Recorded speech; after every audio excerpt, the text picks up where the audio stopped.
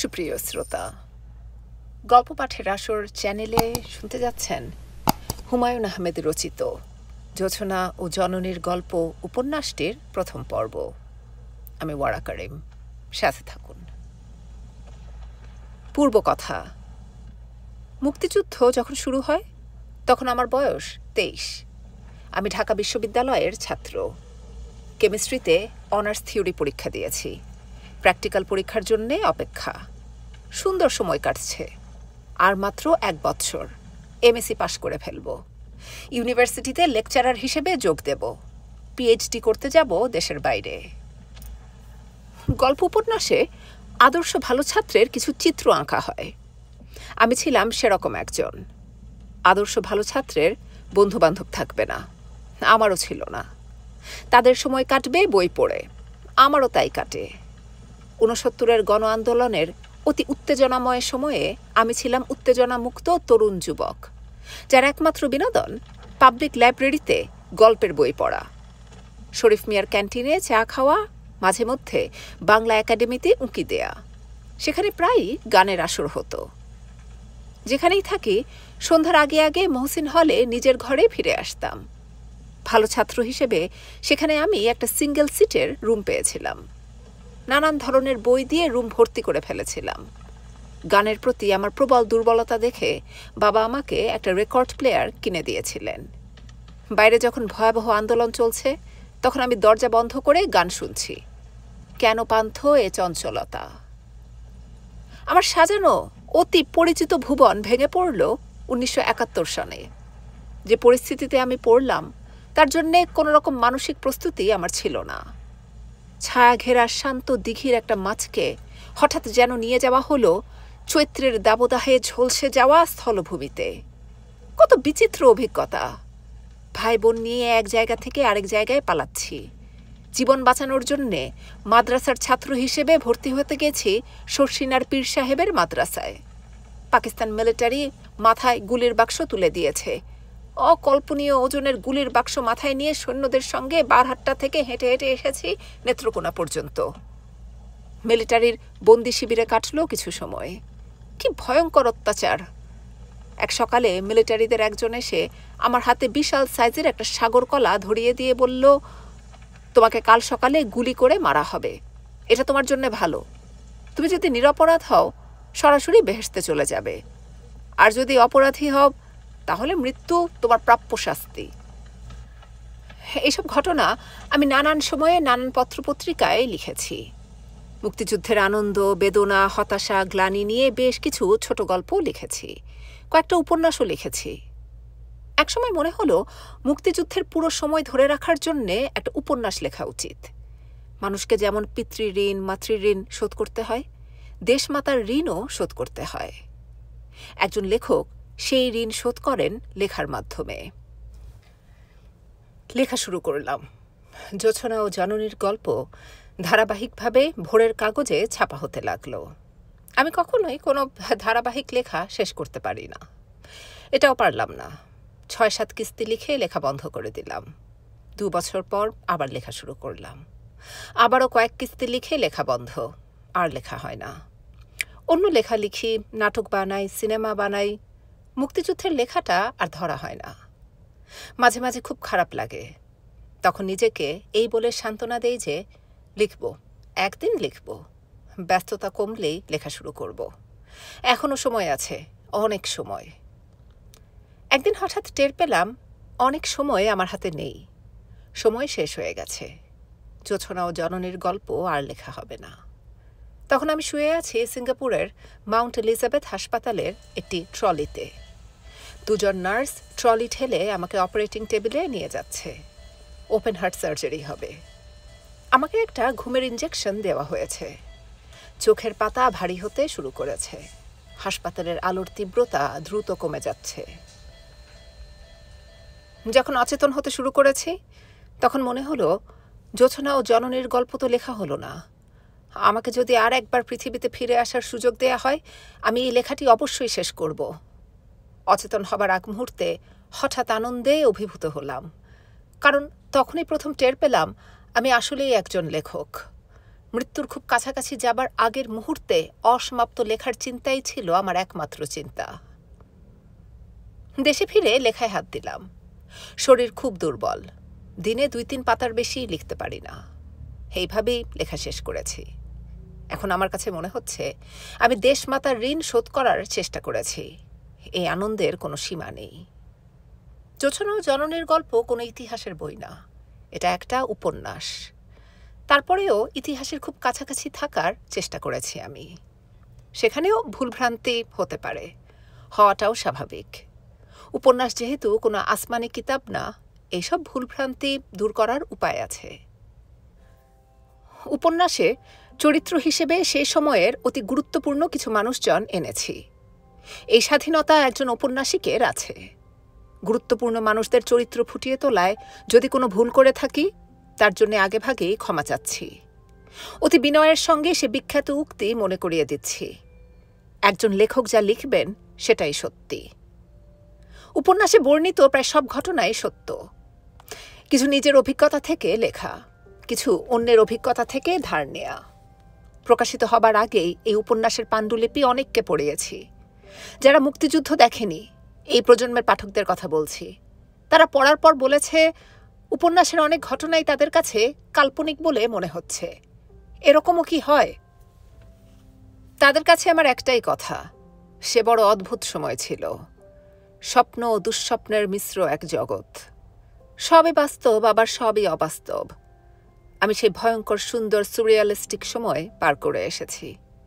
তার খানিকটাও যদি ধরে থাকতে পারি, তাহলেই আমার মানব জীবন ধন্য। জোছনা ও জননীর গল্প বইটি লেখার ব্যাপারে নানান তথ্য দিয়ে যারা আমাকে সাহায্য করেছেন, তাদের সবাইকে আন্তরিক ধন্যবাদ। মুক্তিযুদ্ধের উপর প্রকাশিত বইগুলি আমাকে খুব সাহায্য করেছে। বিশেষ করে উল্লেখ করছি রবীন্দ্রনাথ ত্রিবেদীর লেখা ৭১-এর ১০ মাস গ্রন্থটি।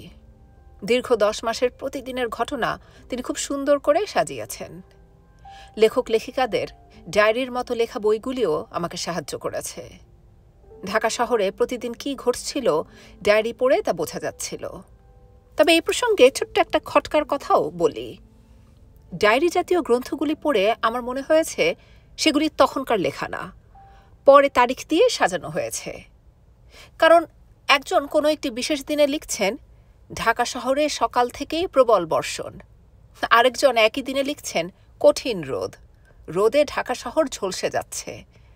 একজন লিখেছেন এইমাত্র খবর পেলাম প্রবাসী সরকার শপথ নিয়েছে, অথচ শপথ গ্রহণ অনুষ্ঠান হয়েছে তার 2 দিন পরে। ডায়েরি রচনায় রাজনৈতিক মতাদর্শও কাজ করেছে। কারো কারো ডায়েরিতে প্রতিদিনকার সমস্ত খুঁটিনাটি আছে, কিন্তু জিয়াউর রহমান নামের একজন মেজর, যিনি কালুরঘাট বেতার কেন্দ্র থেকে স্বাধীনতার যুদ্ধে সবাইকে আহ্বান করেছেন, সেই উল্লেখ নেই, তার নামটিও নেই। জাতির জনক বঙ্গবন্ধু শেখ মুজিবুর রহমানের ৭ই মার্চের বিখ্যাত ভাষণ প্রসঙ্গেও একই ব্যাপার। জাস্টিস মুহাম্মদ হাবিবুর রহমান সাহেবের বিখ্যাত গ্রন্থ বাংলাদেশের তারিখ প্রথম সংস্করণে তিনি উল্লেখ করেছেন, ভাষণের শেষে শেখ মুজিবুর রহমান বললেন, জয় বাংলা, জিয়ে পাকিস্তান।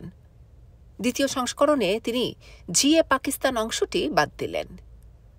কবি শামসুর রহমানের লেখা আত্মজীবনী, যা দৈনিক জনকণ্ঠে কালের ধুলোয় লেখা শিরোনামে ধারাবাহিকভাবে প্রকাশিত হয়েছে, সেখানেও তিনি বলেছেন শেখ মুজিবুর রহমানের শেষ কথা ছিল জিয়ে পাকিস্তান। আরও অনেকের কাছে আমি এ ধরনের কথা শুনেছি, যারা আওয়ামী ভাবধারার মানুষ। সমস্যা হলো আমি নিজে ৮ এবং ৯ মার্চের সমস্ত পত্রিকা খুঁজে এরকম কোনো তথ্য পাইনি। তাহলে একটি ভুল ধারণা কেন প্রবাহিত হচ্ছে? বঙ্গবন্ধু যদি জিয়ে পাকিস্তান বলে থাকেন, তাহলে তাতে দোষের কিছু নেই। তিনি যা বলেছেন অবশ্যই ভেবেচিন্তেই বলেছেন। পাকিস্তানের সঙ্গে তার আলোচনার পথ খোলা রাখতে হবে, তাকে সময় নিতে হবে। ৭ই মার্চে যুদ্ধ ঘোষণার মতো অবস্থা তার ছিল না। বঙ্গবন্ধুর ৭ই মার্চের ভাষণ গেটিসবার্গ অ্যাড্রেসের চেয়েও গুরুত্বপূর্ণ বলে আমি মনে করি।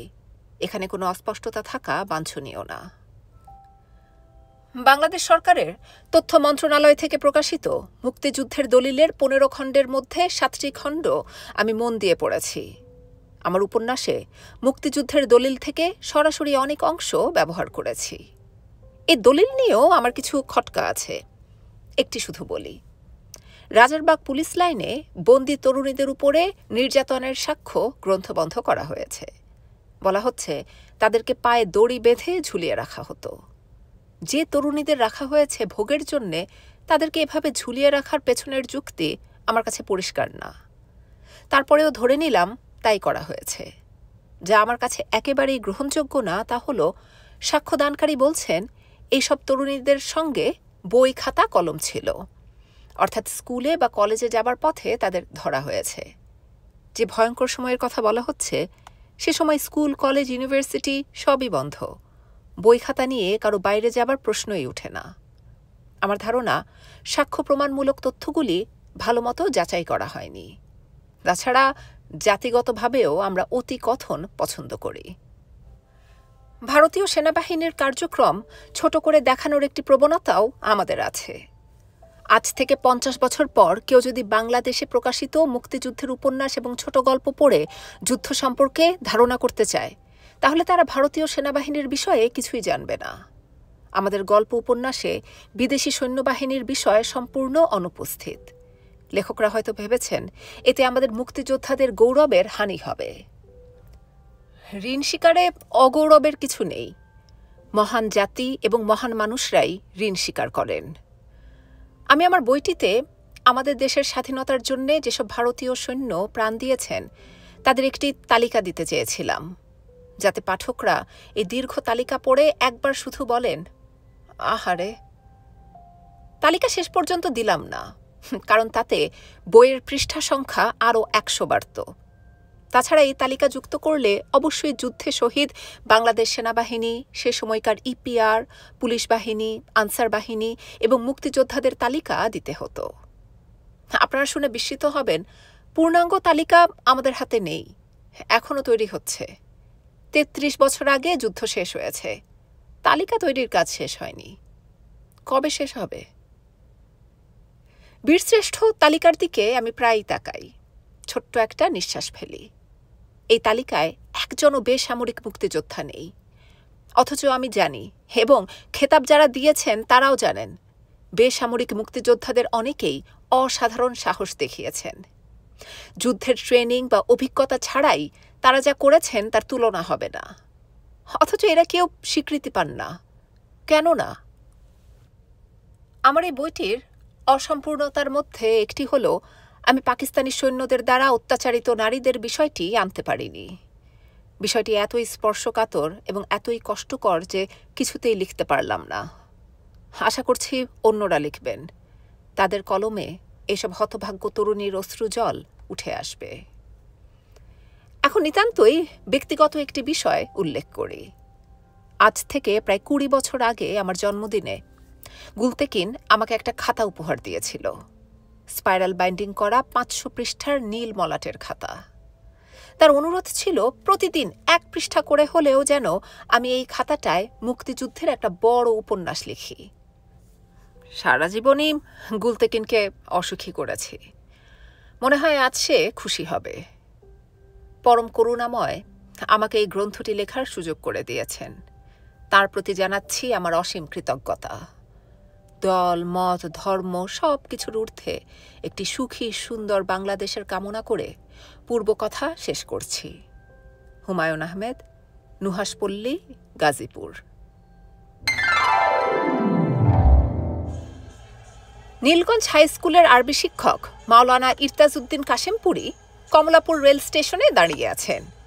তার বয়স প্রায় 60, স্থূলকায় বেঁটেখাটো মানুষ, মুখ ভর্তি দাড়ি। দাড়ির রং সাদাও না কালোও না, সাদা কালোর মাঝামাঝি।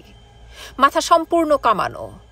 জুম্মাবার সকালে নাপিত এসে তার মাথা কামিয়ে দিয়ে যায়। কামানো মাথায় নাকি পাগড়ি পরতে সুবিধা। শুক্রবারে তিনি পাগড়ি পরেন, চোখে সুরমা দেন, কানের লতিতে সামান্য আতর দেন। জানু পর্যন্ত লম্বা পিরান পরে জুম্মার নামাজে ইমামতি করতে যান। গত 15 বছর ধরেই তিনি এই কাজ করছেন। নীলগঞ্জ জুম্মা মসজিদের আলাদা ইমাম আছে, শুধু জুম্মার নামাজের দায়িত্ব তিনি পালন করেন। ইরতাজউদ্দিন কাশেমপুরীর হাতে ধপধপে সাদা রঙের একটা রাজহাঁস। তিনি ডান হাতে রাজহাঁসের গলা চেপে ধরে আছেন। রাজহাঁস ছটফট করছে, পাখা ঝাপটাচ্ছে। কাশিমপুরীর মুখ থমথম করছে, কারণ ট্রেন থেকে নামার সময় এ বিশাল পক্ষী ঠোকর দিয়ে তার কনুই থেকে রক্ত বের করে দিয়েছে। তাকে ঘিরে ছোটখাটো ভিড়, জনতা কৌতূহল নিয়ে অপেক্ষা করছে। কাশিমপুরী ও তার রাজহাঁস জনতার মধ্যে এক ধরনের আনন্দ মিশ্রিত আগ্রহ জাগিয়ে তুলতে সক্ষম হয়েছে। ইরতাজউদ্দিন গম্ভীর গলায় বললেন, ব্যাপারটা কি? আপনারা রাজহাঁস এর আগে দেখেন নাই? যান যান, কাজে যান।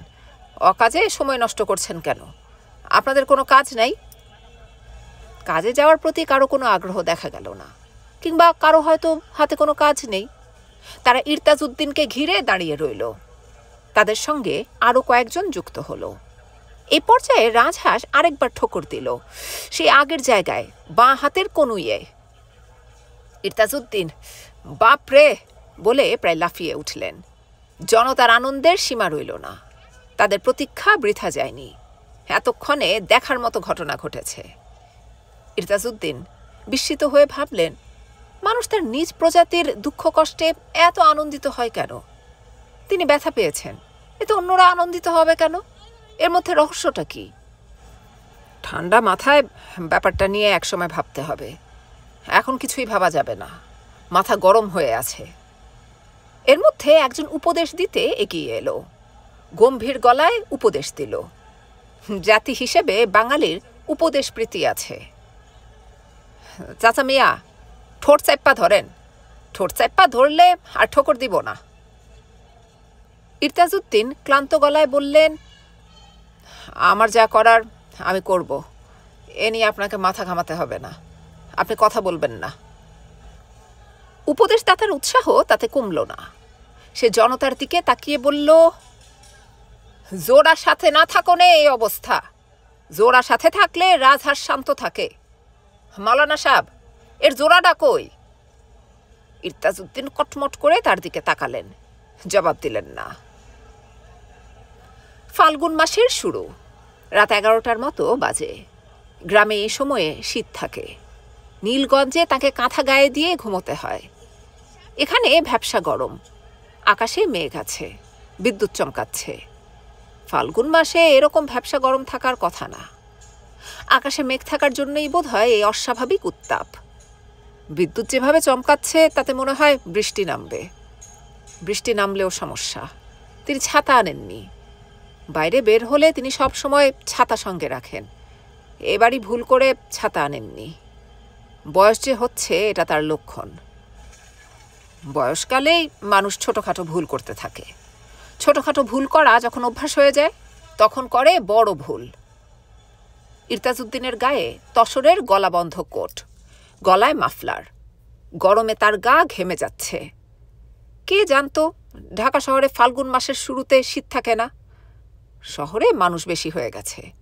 মানুষের শরীরের গরমে শহর গরম।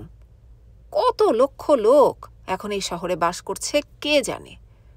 সংখ্যাটা জানা থাকা দরকার। তার পানির পিপাসা হচ্ছে। পানি কোথায় পাওয়া যায় ইরতাজউদ্দিন জানেন না। এত বড় স্টেশন বানিয়ে রেখেছে, কিন্তু পানির ব্যবস্থা রাখেনি। পুটলা পুটলি, পানির পিপাসা এবং কনুইয়ে হাঁসের কামড় নিয়ে তিনি বড়ই বিব্রত বোধ করছেন। তাকে যেতে হবে মালিবাগ। 18/6 পশ্চিম মালিবাগ, গলির ভেতর বাসা। আগে একবার মাত্র এসেছেন, এখন খুঁজে পাবেন কিনা কে জানে। ঢাকা শহরের সব গলি তার কাছে একরকম লাগে। শুধু গলি কেন, এই শহরের মানুষগুলিও একরকম। মানুষ তো না, যেন মানুষের ছায়া। মানুষের সঙ্গে মানুষের তফাৎ করা যায়, ছায়ার সঙ্গে ছায়ার তফাৎ করা যায় না। ঢাকা হলো ছায়া মানুষের দেশ, ছায়া নগরী। কমলাপুর থেকে মালিবাগ 1 টাকা ভাড়ায় ইরতাজউদ্দিন একটা রিক্সা জোগাড় করে ফেললেন। রিক্সাওয়ালা তাকে ঠকালো কিনা তিনি বুঝতে পারছেন না। ঢাকা শহরে তার আশা হয় না। রিক্সা ভাড়া সম্পর্কে তার ধারণা নেই। তিনি কাউকে ঠকাতে চান না, কারো কাছ থেকে ঠকতেও চান না। শহরের মানুষ অন্যকে ঠকাতে ভালোবাসে। রিক্সাওয়ালা ভাই, আপনার নাম কি? বদরুল। শুনেন ভাই বদরুল, 1 টাকার বদলে আমি আপনাকে 2 টাকা দেব। আপনি বাসাটা খুঁজে বের করে দেবেন। আমার কাছে ঠিকানা আছে, 18/6 পশ্চিম মালিবাগ। রাজি আছেন? রাজি থাকলে বলেন আলহামদুলিল্লাহ, রাজি না থাকলে কোনো কথা বলার প্রয়োজন নেই। বাসা রেলগেটের লগে? এসব আমার কিছুই মনে নেই, একবার মাত্র এসেছিলাম। শুধু মনে আছে বাসার সঙ্গে একটা ছাতিম গাছ আছে, মরা গাছ। ছাতিম হলো পল্লী গ্রামের গাছ, এরা শহরে বাঁচে না বলেই মরা। উঠেন দেহি, আল্লাহ ভরসা। আপনাকে আলহামদুলিল্লাহ বলতে বলেছিলাম, বলেন আলহামদুলিল্লাহ। রিকশাওয়ালা বিস্মিত গলায় বলল, আলহামদুলিল্লাহ। রাত কম হয়নি, অথচ দোকানপাট খোলা, রাস্তায় প্রচুর লোক, চায়ের দোকানে গান বাজছে। এর মানে কি? এরকম কি সারা রাতে চলবে? এরা রাতে ঘুমোবে না? কিছু দূর যেতেই তার রিকশা একটা মিছিলের মধ্যে পড়ে গেল। বড় কিছু না, 25-30 জনের মিছিল, তবে তাদের সবার হাতেই মশাল। মশাল থেকে আলো যত না বের হচ্ছে তার চেয়ে বেশি বের হচ্ছে ধোঁয়া। প্রত্যেকের মুখ ঘামে চকচক করছে, তাদের গলা তত জোরালো না, মনে হয় অনেকক্ষণ মিছিল করে তারা ক্লান্ত। বদরুল রাস্তার একপাশে রিকশা দাঁড় করিয়ে কৌতূহল চোখে মিছিলের দিকে তাকিয়ে রইল। তারা একটাই স্লোগান দিচ্ছে, জালো জালো আগুন জালো। ইরতাজউদ্দিন ভুরু কুঁচকে ভাবতে লাগলেন, এটা কেমন স্লোগান? জালো জালো আগুন জালো কেন? স্লোগান হওয়া উচিত শান্তি বিষয়ক, নেভাও নেভাও আগুন নেভাও। মিছিল দেখে রাজহাঁস উত্তেজিত হয়ে পড়েছে, লাফ দিয়ে নেমে পড়তে যাচ্ছে। ইরতাজউদ্দিন বিরক্ত মুখে হাঁসের গলা চেপে ধরে বসে আছেন। রাজহাঁস অবাক হয়ে মিছিলের মশাল দেখছে। তার জীবন কেটেছে কুপি এবং চাঁদের আলোর আশেপাশে। মশালের আলোয় সে ইরতাজউদ্দিন সাহেবের মতোই অভ্যস্ত নয়, মাঝে মাঝে সে ডানা ঝাপটাচ্ছে। মিছিল হুট করে একটা গলির ভেতর ঢুকে গেল। হঠাৎ চারদিক শান্ত হয়ে গেল। রিকশাওয়ালা রিকশা চালাতে শুরু করল। খুশি খুশি গলায় বলল, রাজহাঁসটার দাম কত হয়েছে ছাড়? ইরতাজউদ্দিনের মন খারাপ হয়ে গেল।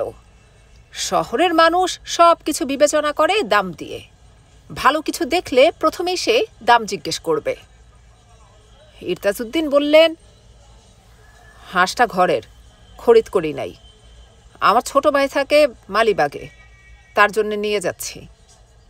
না ঠিক তার জন্য না, তার একটা মেয়ে আছে, এপ্রিল মাসে তার বয়স হবে 4, তার জন্য নিয়ে যাচ্ছি।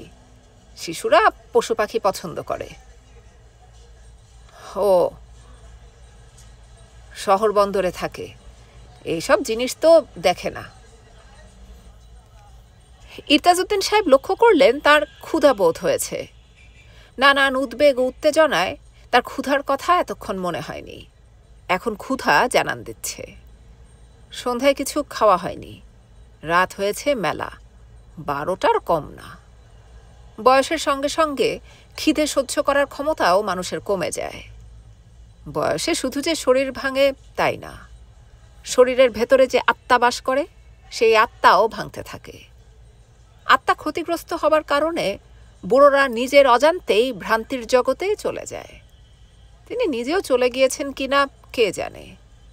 একমাত্র সত্যবাদিতাই ভ্রান্তির জগতে প্রবেশে বাধা দেয়। তিনি এই কারণেই সত্য কথা বলেন।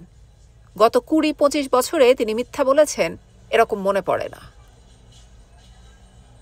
মালিবাগে অনেকক্ষণ ধরেই রিকশা ঘুরছে, বাসা খুঁজে পাওয়া যাচ্ছে না। নাম্বারের কোনো ঠিক ঠিকানা নেই। এই 13 নম্বর বাড়ি, পরেরটাই 111। মাঝখানের নম্বরগুলি গেল কোথায়? পশ্চিম মালিবাগ যদি থাকে তাহলে পূর্ব মালিবাগও থাকার কথা। পূর্ব মালিবাগ বলে কিছু নেই। আশ্চর্য কথা, গলিতে তেমন লোকজন নেই। মাঝে মাঝে যে 2-1জনকে পাওয়া যাচ্ছে তারা এই পৃথিবীতে বাস করে বলেই মনে হয় না। 18/6 বাসাটা কোথায় জিজ্ঞেস করার পর অবাক হয়ে অনেকক্ষণ তাকিয়ে থাকে, তারপর হাই তোলে। বিস্মিত মানুষ হাই তুলতে পারে না। এদের বিস্ময় যেমন মেকি, হাইটাও তেমনি মেকি। শহরের সব কিছুই মেকি। এতক্ষণ ধরে মাফলার পরে থাকায় গলা চুলকাচ্ছে। 2টা হাতই বন্ধ, গলা চুলকানো সম্ভব না। মানুষের 3টা হাত থাকলে ভালো হতো। 3 নম্বর হাতটা সময়ে অসময়ে কাজে লাগত। এই ধরনের অদ্ভুত চিন্তা মাথায় আসায় ইরতাজউদ্দিন মনে খুবই দুঃখ পেলেন। আল্লাহ পাক অনেক চিন্তা ভাবনা করে মানুষ বানিয়েছেন। তিনি যদি মনে করতেন মানুষের 3টা হাত প্রয়োজন, তাহলে তিনি 3টাই দিতেন। ইরতাজউদ্দিন মনে মনে 3 বার বললেন, তওবা আস্তাগফিরুল্লাহ। হাঁসটা বড়ই যন্ত্রণা করছে। তিনি গলা চেপে ধরে আছেন, এই অবস্থাতেও কামড়াতে চেষ্টা করছে। 2টা হাঁস আনেননি। তার 2টা আনারই পরিকল্পনা ছিল। একটাকে ধরা গেল না। মেয়ে হাঁসটা ধরা পড়ল। তার পুরুষ সঙ্গী ঝাঁপিয়ে পড়ল পুকুরে। বেচারা এখন বোধহয় সঙ্গিনীকে খুঁজে বেড়াচ্ছে। জোর ভেঙে একটাকে আনা ঠিক হয়নি। ইরতাজউদ্দিনের মন খারাপ লাগছে। বোবা প্রাণী, মনের কষ্টের কথা কাউকে বলতে পারবে না। একজন আরেকজনকে খুঁজবে। মানুষের নিষ্ঠুরতায় ব্যথিত হবে। তারপরেও তাকে বাস করতে হবে মানুষের সঙ্গে। এই তাদের নিয়তি। বাসা শেষ পর্যন্ত পাওয়া গেল। এই তো লেখা 18/6। এই তো ছাতিম গাছ। আগে যেমন মরা ছিল, এখনো মরা মরা। ইরতাজউদ্দিন সাহেব রিকশাওয়ালাকে 2 টাকার বদলে অতিরিক্ত একটা আধুলি দিলেন। তার ইচ্ছা করছে একটি মুড়িও দিয়ে দিতে। শাহেদের কথা মনে করে এনেছেন বলে দিতে পারছেন না। বদরুল মিয়া। জি স্যার। আপনি অনেক কষ্ট করেছেন। আমি আপনার জন্য খাস দিলে দোয়া করব। বদরুল গামছা দিয়ে মুখ মুছতে মুছতে বলল, আপনি আজীব লোক। আজীব কেন? বকশিস দিলেন, আবার দোয়া করলেন। কেউ এমন করে না। ইরতাজউদ্দিন দীর্ঘশ্বাস ফেলতে ফেলতে বললেন, আমরা সবাই আজীব। আমি যেমন আজীব, আপনিও আজীব। আল্লাহ পাক আজীব পছন্দ করেন বলেই এই দুনিয়ায় আজীবের ছড়াছড়ি।